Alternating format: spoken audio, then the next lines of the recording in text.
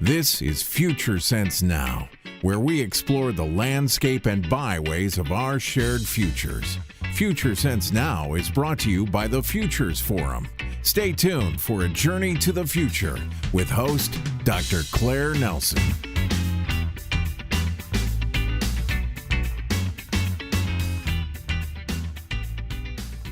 How will we share our future? We might as well ask, how will we share our future? After all, no climate, no planet, no people, no future. Well, on April 29th, we have the People's Climate March, the biggest ever action about climate ever in human history. We are expecting 2,700 events in 158 countries. And in Washington, D.C., yes, the People's Climate March promises to be the biggest one in the United States. It seems as if America wants to show the world that Americans do care about the climate, despite what the political climate seems like. Now, they're lining up groups, 8 groups in all, from the Protectors of Justice, and the last group, very telling, many struggles, one home. And isn't it the way it should be? Because after all, without a climate, we don't exist. No other activist movement means as much. The climate is everything. The climate is everyone's responsibility. But by and large, this movement has been somewhat segregated. There have been those who have been left out and left behind. And for the first time, we're seeing a coming together of a variety of diverse voices. Joining me to talk about the role of the African American community in the climate movement, in the environmental justice movement, as she calls it, is Felicia Davis, who is an environmental advocate and the founder and director of the HBCU Green Fund. So stay tuned for Future Sense Now. This is Future Sense Now, where we explore the landscape and byways of our shared futures. Future Sense Now is brought to you by the Futures Forum. Stay tuned for a journey to the future with host Dr. Claire Nelson.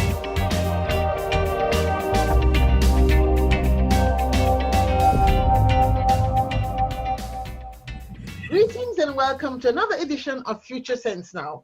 In this edition of April, we're looking at the issue of sustainability. Earth Day was April 22nd, and it brought with us some very challenging news about the state of the oceans, with the Great Barrier Reef on its dying day. We also have to contend with the People's Climate March, which is taking place some 100 days into the Trump presidency. We want to explore then a conversation on the future of sustainability through a dialogue with people who are working to shape the future and help us to thrive. On this edition, I'm speaking to Felicia Davis, who is founder of the HBCU Green Fund.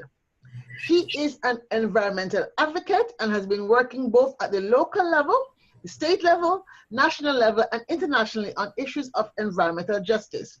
And for those of you who do not know, HBCU stands for Historically Black College and University. So she is director of the HBCU Green Fund. So welcome, Felicia, to Future Sense Now.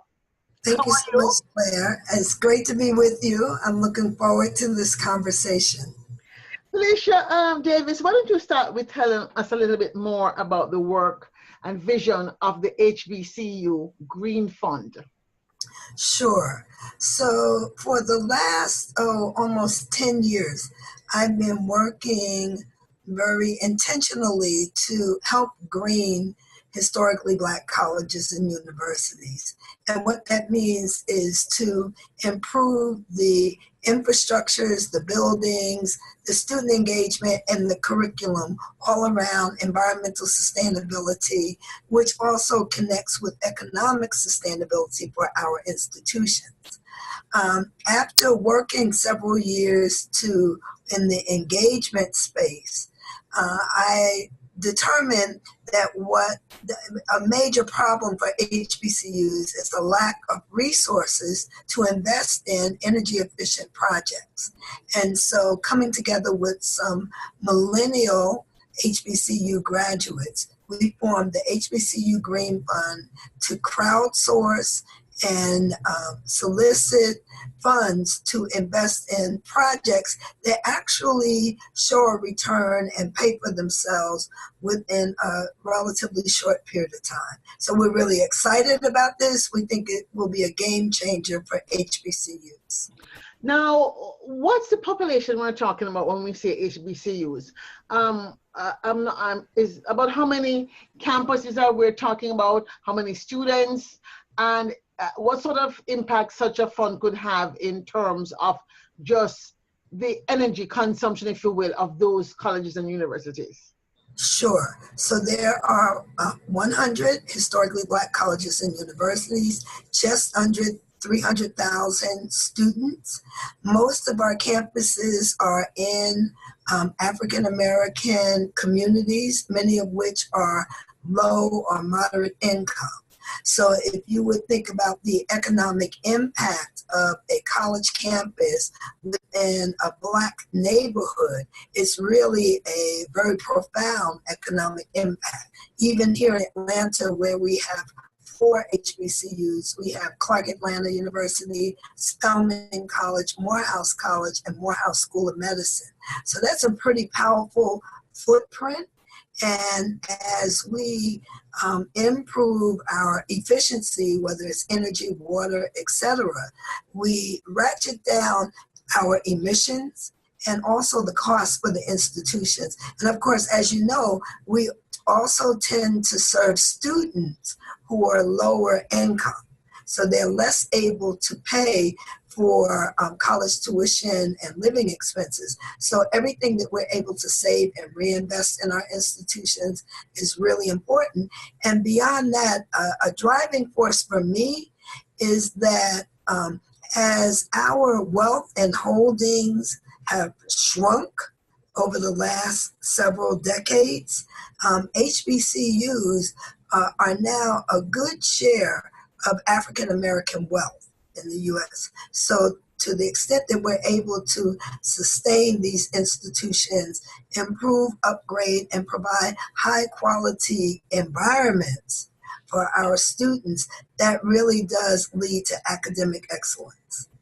Now we're talking about this, we're having this conversation in the context of Earth Day that's been a couple of days ago, 5 days ago, and the impending climate march, People's Climate March, in protest against the administration's sort of callous disregard of reality around climate change. But you have been doing this work in the environment in the African American community for quite some time. Why is this important, and how does this issue of environmental justice, as it is called, relate to the issues of sustainability at not just the local level, but also the global level? So for all communities that we might consider vulnerable communities, perhaps the best example, in fact, a poster child for climate change in America is Katrina. So if we would think about Katrina, there were all sorts of people, low income, moderate, and wealthy people living in New Orleans. Affluent people, not only were they able to leave and avoid the devastation, they also had insurance to cover any losses that they might have incurred as a result of the storm. Comparatively speaking, low-income people lost not only their property, but they lost their lives. So disproportionately, it was poor and a large number of Black women who actually lost their life in Katrina, not to mention the difficulty in rebuilding. Well, if you take that look at New Orleans, where as poor as the U.S. response might have been, it's still infinitely better than many low wealth countries. So if you would think of a less developed country responding to a cataclysmic weather event with a lack of resources to mobilize, they don't have a FEMA to come in and help. That devastation can be enormous, thousands and thousands of people. And then, of course, the magnitude can even be greater. Of course, we've seen the tsunami, we saw Hurricane Sandy, and these types of events are only increasing. And we see the storms and they create vivid images. What we see less often or pay a little less attention to is the incremental shifts. And that's where you're seeing drought and desertification, where people who have maybe farmed or lived in a particular way in the area, fishing, climate change changes the fish that will be in a particular area. And fishermen may have to go further and further out to fish, and that's more dangerous. So globally, there are all sorts of challenges that are impacting people already. And when it's people of color, people of African descent in particular, we have been encountering the impact of climate change, and we're very much on the front line. So we're more than the canary in the mine shaft. We are front and center. So one word jumped out at me, and it was the word lack of insurance.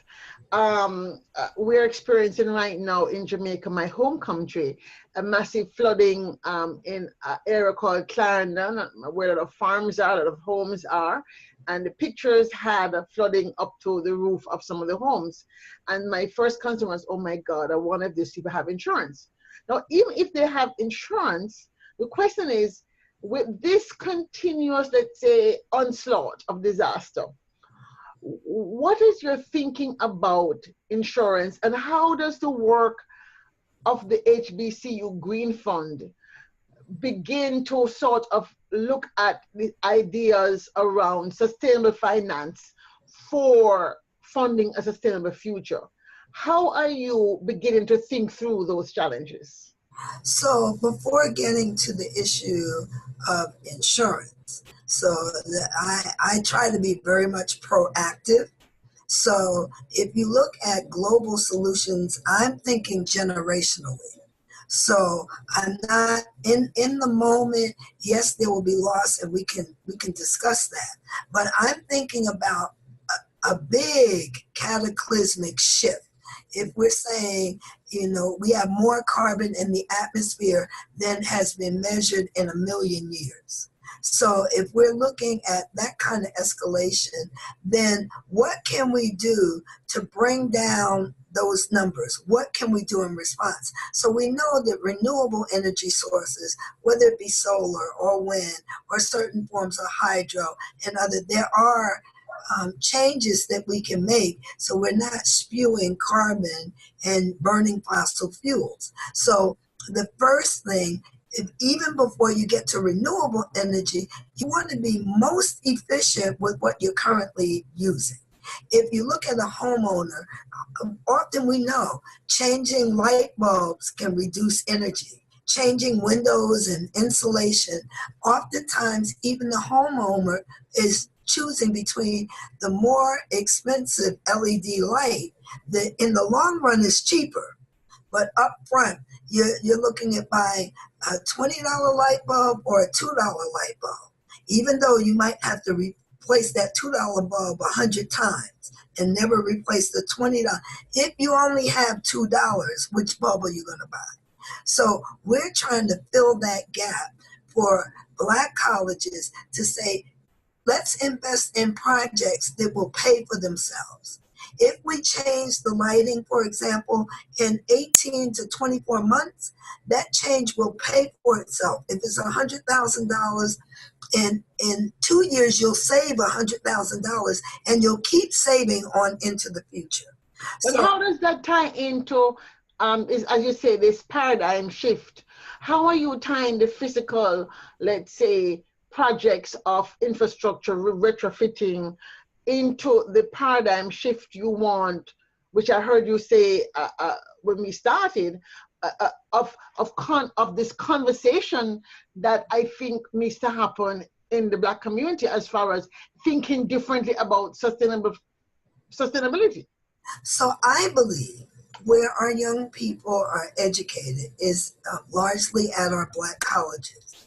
Those are young people that are not only being educated within a Black college, but largely in a Black community. So first, we must change those that are educated so that they can then pour out into the community and help us to disseminate that change even more broadly. And I do believe that education and knowledge is key.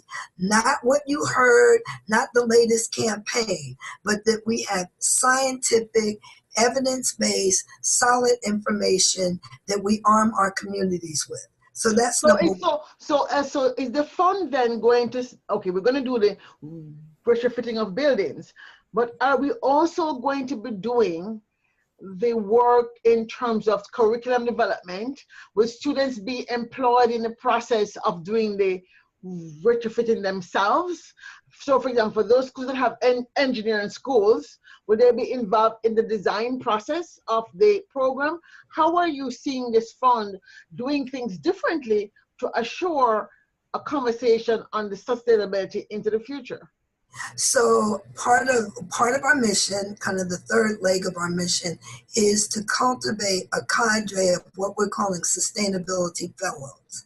And these are young students that will be trained to kind of mobilize on their campuses to help educate their peers as well as the administrations and kind of create a demand and based on knowledge and good information for the change that we're seeking. So that is one of the more critical aspects of the HBCU Green Fund. So that's number one. Number two, we're doing the energy efficiency and water efficiency is just basic common sense, low-hanging fruit. No matter how deep that retrofit may go, it's still common sense. It will save money and pay for itself. Now, beyond that, as we do this, the fund will grow.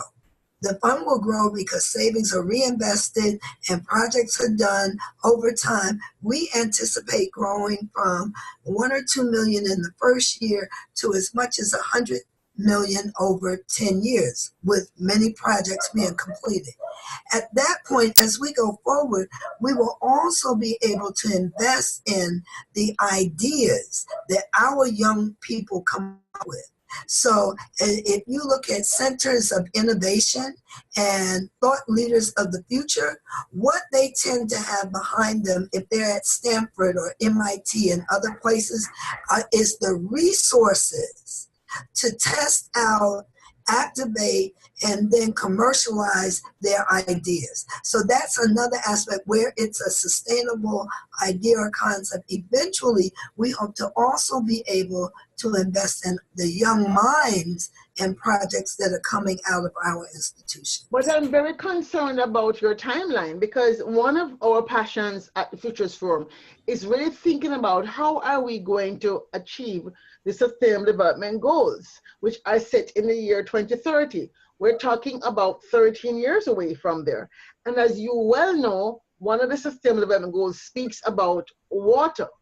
One of the Sustainable Goals speaks about energy. And most importantly, which most people don't talk about, is a Sustainable Development Goal, number 10 to be specific, that talks about inequality. So my question is, as you're looking to use the HBCUs, the 100 and something of them, I believe you said there were, HBCUs to be sort of a entry point for a targeted mission or initiative to achieve a certain mindset shift in the Black community, how can we possibly kind of compress your timeline to begin to track and move more closely to the goals and target sets of the SDGs? Are there partnerships that we can begin to think about that can help amplify your vision, to partner, to work alongside you, to really move? Because I don't know if we have 13 years or 10 years for you to get to that money, to get to that thing. Who should we be talking to? Who should you be talking to? And who should groups like the Futures Forum and others that you might be talking to get this ramped up?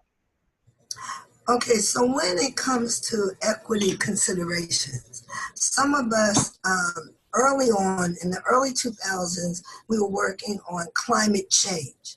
A number of environmental justice uh, scholars, advocates, activists came together, and we really have been a force behind advancing what's now referred to as climate justice. And that would say that nations and people, but nations that have contributed the least to the problem and are suffering the most, there ought to be a fund set up to help those nations adapt to the changes that are coming. No matter how much we ratchet down, some changes already baked in. So that's one thing on the global scale. There is a global commitment to climate justice. There is a strong force among especially peoples of African descent have aligned with people of color and indigenous peoples, because all across the world, we have contributed less and suffered more. So that's one. On the local level, when it comes to historically Black colleges and universities, where the HBCU Green Fund is making an argument to well-endowed institutions, whether it be your Harvards, Yales, your Ford Foundations, large corporations, many of whom benefited in some manner or another from slavery at their start. So it's not really making a reparations argument, it's making an investment case to say, if you have funds, where else can you get 15, 20, or even as much as 50% return? But here are projects that are sitting shovel ready that we can invest in, get the return, and everyone moves forward, because we can perish together or we can work together. And so we are also making appeal on that scale, because we are going to need massive resources in order to adapt to the changes that are coming. So I want to jump to 2030 because we're talking about creating the future intentionally, creating sustainable futures intentionally. I'm not sure where the next drought is going to come, in what state in the South. We already see that California is suffering drought, which kind of makes sense. It was a desert to begin with. So the fact that you do so much farming in California is very interesting, given that it's a desert region. But certainly the South, with all its wonderful, let's say, soil, which was the space that was used for growing cotton, sugar, and all the things that slaves used to do. Where do you see climate justice in 2030? I mean, we have these global goals. Is there a possibility that organizations in the climate justice movement can plug into the global system? I mean, climate justice system in the United States of America can plug into the global system and use these targets and goals and alliances to help amplify your voice? First of all, so let me ask that question first. So I believe, and this is only a personal belief, but it's just based almost on faith, but I believe that it has been people of color that brought forward the whole concept of environmental justice. And what does that mean? Environmental justice was the movement that put people on the environmental landscape. Mm-hmm. Before that, you had your polar bears, your oceans, your ice caps, but EJ put people on the landscape. And really, before the term sustainability was coined and popular, what EJ said was where we eat, sleep, study, work, pray, and play. So in other words, it was a holistic approach to environmental issues. It really put forward the precautionary principle. First, do no harm. That really stands. And I believe that now that we've tried everything else, we will move to the front of the movement. and we will go beyond trying to tack on to what others, quote unquote, mainstream efforts. I think we have leadership to bring to the effort to around equity, around justice, and I don't think that we can tackle the problem without the input from the very communities that have been most excluded. So where we have just been tag-alongs, and we've always looked at, oh, how can we outreach to our communities? Well, really, our community, we still have people that garden, we still have people that farm, we still have wise people on the land that can tell stories of the land that span generations. And so that generational knowledge, that connection to the land that maybe some Black Americans have lost it a bit, but when we stretch our arms around African descendants, we have a lot of knowledge, and I think we will be the new front wave of this movement. Now, again, I said that's something that I believe. I believe it very passionately because I've looked at what's missing. And we've tried the science push, and we've tried, the activism and even the marches. What we bring, that unique kind of grassroots energy and indigenous wisdom, I think is going to be the tide that, and kind of that hip hop, that jazz, that beat that can easily go global when our kids embrace it. It then changes the culture. So the goal then, as you see it, is to rapidly move towards a sort of, as you say, find a way to have an entry point. I'm just summarizing here. Find a way to have an entry point that takes into account a holistic framework, learning from people who have been on the land or work with the land and have what they call native wisdom, traditional knowledge about probably where things used to be. Bridging that with the science, let's say, in the universities that you'll be partnering with to create a model approach. So now to come back to your time scale, you said you see yourself starting in 1 year and taking 10 years. So you're talking on the average limit 10 to 13 or 14 schools per year you see as doing this work. Now, is it because you believe you won't have the financial capital to do more so you can actually achieve your goal by 2030, as in you can say, since 2030 is a global goal, but we know all global goals are activated locally, what kind of headline of success are you aspiring to see when people are saying, well, how did we do? What were the HBCU Green Fund tally or headline say in 2030 in terms of successful contribution to marking off some goals around energy or marking off some goals around water? Have you given any thought to that? So I see by 20, and I can look back, because I can look back now and say, okay, in 2000, what was I expecting by 2010? And then what was on the horizon for 2020? And I think that first decade, when we were going after the Kyoto Protocol and thinking at that time President Bush would sign, and then we can fast forward, we got Barack Obama, and we were in Copenhagen, and we're thinking surely it will move forward. Through all of that, that is what brought me back to local, to understanding that whatever the Millennium Goals are, and they are great, they're laudable goals, but my reality with HBCUs is that they are sustainable economically, socially, and environmentally. And what does that mean? I don't know that 2030 being historically Black may be something that our institutions were. That may describe how they were formed. We will probably have growing numbers of Latino and even white and Asian students because of excellence.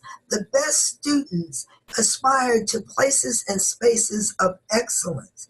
And to the extent that our institutions are tackling not only climate change, but for me, if I'm looking at environment, if I'm in Chicago, gun violence is an environmental issue. The extent to which our institutions are in the forefront, having an ability to address the problems right on their doorstep. When we do that, we then become beacons for the world. Because the world, if we think we have big cities like New York and Chicago and Los Angeles or Atlanta, but if you're going around the world, if you're in Lagos, or there are cities that are as large or larger, but they encounter some of the same problems. Can I ask you a question, because we're about to wrap up. When you think about your work and what you have been doing, as you said, from Kyoto Protocol through Copenhagen, how many years you have spent in this space, you know, I'm sure, that we're at a very critical time in human history. You know that we are at the cusp or the precipice of really going beyond the boundaries of, sustainability. What would be your, I would say, fervent wish? Probably not necessarily something you even think is practical or doable, but what would be your fervent wish for the impact of the HBCU Green Fund to have in terms of changing the paradigm in the Black community and beyond? So for me, most basically, if we are able to relieve the burden of maintaining the physical infrastructure, we will then free up so much capacity, so much human capacity to tackle problems, which right now we're so busy with our finger in the dike that we can't even move to think about and really tackle the problems around us. Once we handle the infrastructure and the buildings, then we can attend to the children and the education. And we will also turn to education for us as the priority.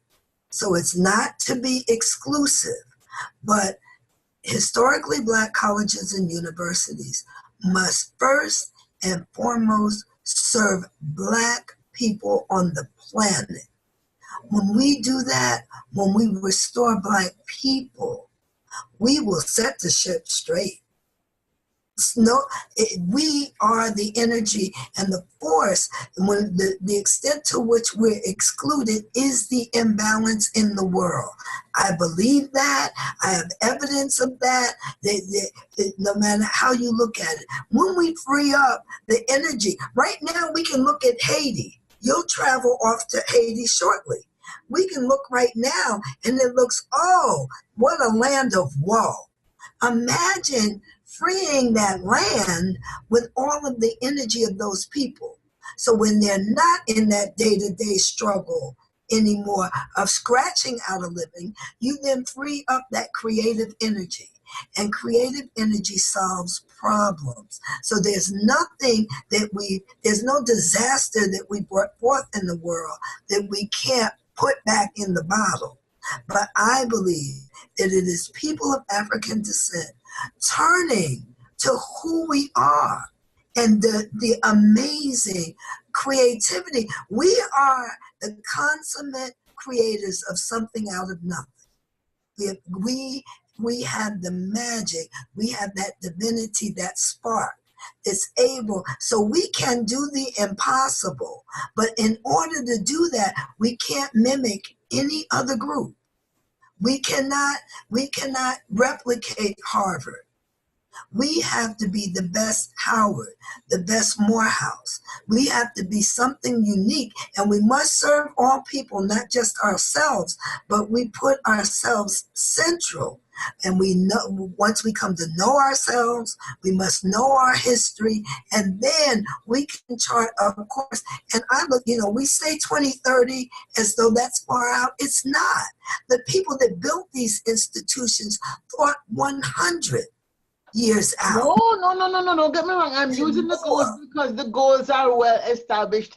And we at the Futures Forum are very concerned that communities in the United States are not aware of the Sustainable Development Goals, are not using these goals. Communities in the United States are somehow seem to be separate from the rest of the world in using agreed on goals that say, hey, let's try and move the needle of thought from here to there. And so for me, as I hear you talking about the role of the HBCUs, I am just saying, I want to even stretch you beyond your vision and say, we can't wait to be doing things in sequence, that the process needs to be in parallel. So you're doing the infrastructure and you're doing the curriculum and you're doing the paradigm shifting, because we do not have 30 years before there is collapse of the global environment. Well, here's the thing. I can say in 2012, a few years ago, in 2012, we had a Green Ambassador program. The Green Ambassador training, the students were together for 2.5 days, and you can go to YouTube, and if you go to the HBCU Green Ambassadors, those young people will talk about tackling the Millennium Development Goals. So it's not something that's new. Those of us from WSSD, we took young people to Johannesburg, to Durban, and we've been in the midst for a very long time. But when it comes to infrastructure, you're talking about things that, if you're talking about deep energy retrofits, they can take 7 to 10 years to pay for. And we're talking about, maybe $200,000, $300,000, $500,000 upgrade, systems upgrade. So then perhaps the goal then is not to, so then mayhap, and I'm just pushing this back at you to think, so maybe you ought to think much bigger in terms of what the fund needs to go after. Because if we're looking at the future of sustainability, and if HBCUs are at the forefront of communities that are at risk because they're low-lying, they're near marshes, they're near whatever, and we're looking at America's sustainability, not just for community sustainability, then I say that perhaps, as you said rightly, you ought to be at the forefront of having this conversation to make sure you're not just looking for $1 million, but you're looking for, $50 million so you can do 10 schools a year as opposed to 2 schools a year. So let me be clear. The $1 million number is a number that we expect to get to with $10 contributions from people that love HBCU, students and others. We expect to leverage that many times over. But what we know is we want to have, from the littlest person to the largest, even Oprah, we're asking only $10, but then you tweet your whole. You didn't say that before, so now I understand. Okay. So because $10, and our hashtag is my 10 is in, and we have people can actually go right now. Please hold it up again. Here's this is, you can text green to 51555. It doesn't cost you a dime, nothing, but that's just saying you support HBCUs. We're building a network of support. Then we would determine that we will have our own skin in the game, because we don't want anybody to outdo us doing us. So, and we wanted to we want to teach our young people about the principle of endowment and stewardship. So those two pieces together, if they get that, then we are building. And then the last thing is, I wanted to say $1 billion, but sadly, people in our community are quick to dismiss the B word, no matter how much Donald says he has a billion. And I keep saying, well, if this guy could get a billion, all of us together, yeah, that's really a small number, or it should be. But we're still reluctant. For some of us, a million still seems large. Yeah. And I fully understand. And you know, I'm glad you cleared it up, because I was a bit worried that perhaps as I hear you thinking about the future, as I hear you talking about the future, and I guess my own concern and passion for driving the conversation is why I'm having this series of conversations to get more diverse voices on the table, so people know that you're on the map, so people hear from different voices. And did I leave you off per institution? All right, no, that sounds better. Now we are talking. Per institution. We can actually, in parallel, be running these incubations and innovations experiments that could perhaps get you forward. So I feel a little bit more uplifted at the end of this conversation. We can wrap up this conversation. I was beginning to feel a bit down, like, oh my God, nothing. 4 years of this and 5 years. Absolutely. And listen, I will tell you off the top, Harvard makes more on its endowment in 1 year than the top 10 Black colleges have in their collective endowments. Got you. That said, as we wrap up this conversation, I want to ask you one word as you embark on this journey to seed your dream of a HBCU Green Fund with $1 million raised from $10 and up donations from the community.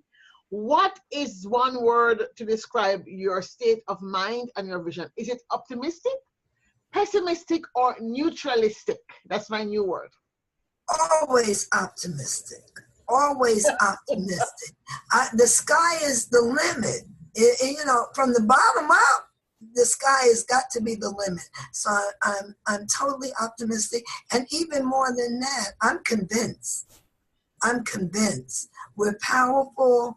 It's a time, you know, I got a little worried because I said, oh, everybody is thinking to do something like this now. Well, that means that the time is now. Yes. And we have not only the Green Fund, we have an HBCU Green Report where we looked at sustainability at 40 historically Black colleges and universities. We're doing our homework, we're doing our research, we're connected. So yes, I'm very much optimistic. And I thank you so much for having me. I'm hoping to see you and everybody I know at the People's Climate March tomorrow or this week. And thank you again for having me. Thank you so much, Felicia. Folks, we have been talking to Felicia Davis. She's an environmental advocate, and more importantly, she's the founder and managing director of the HBCU Green Fund. It's an initiative to transform the over 100 historically Black colleges and universities into beacons of sustainability in the next 10 years. And as she says it, her dream starts with a seeding of the fund with $1 million from the grassroots movement and looking to find partners to leverage it to raise $1 million per institution. So with that, I want to thank you all for listening to Future Sense Now and this conversation on the future of sustainability from the perspective of the historically Black college movement. Goodbye, walk good, and safe journeys. Thank you.